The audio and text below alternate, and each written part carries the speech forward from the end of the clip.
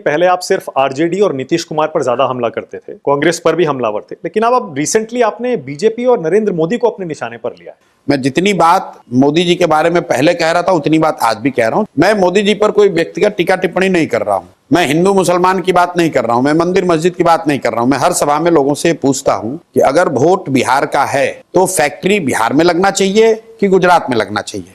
लोग बताते हैं कि नहीं भैया, वोट हम लोग का है तो फैक्ट्री तो यहां लगना चाहिए। और फिर मैं पूछता हूं, अच्छा भाई, सभा में जितने लोग बीजेपी को वोट दिए हो, ये बताओ कि 15 साल में मोदी जी ने फैक्ट्री कहां लगाया? बिहार में लगाया है ज्यादा फैक्ट्री कि गुजरात में? तो लोग खुद ही कहते हैं गुजरात में।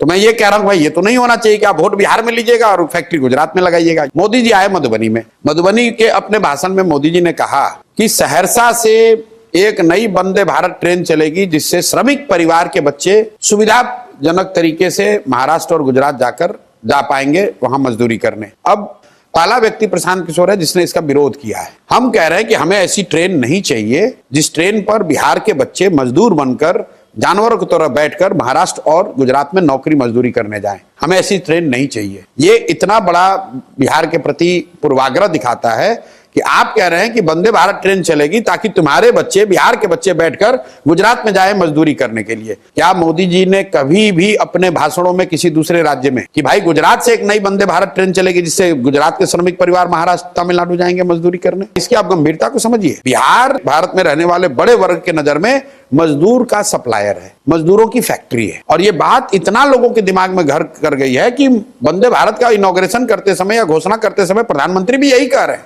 मोदी जी का भाषण सुनिए गुजरात में। मोदी जी गुजरात में गए, उन्होंने कहा जब गुजरात 2035 में 75 साल का हो तो मैं चाहता हूं कि गुजरात की अभी से प्लानिंग हो कि वहां शिक्षा कैसे होगी, वहां इंडस्ट्री कितना होगा, वहां इनकम कितना होगा, गुजरात में कल्चर की स्थिति क्या होगी।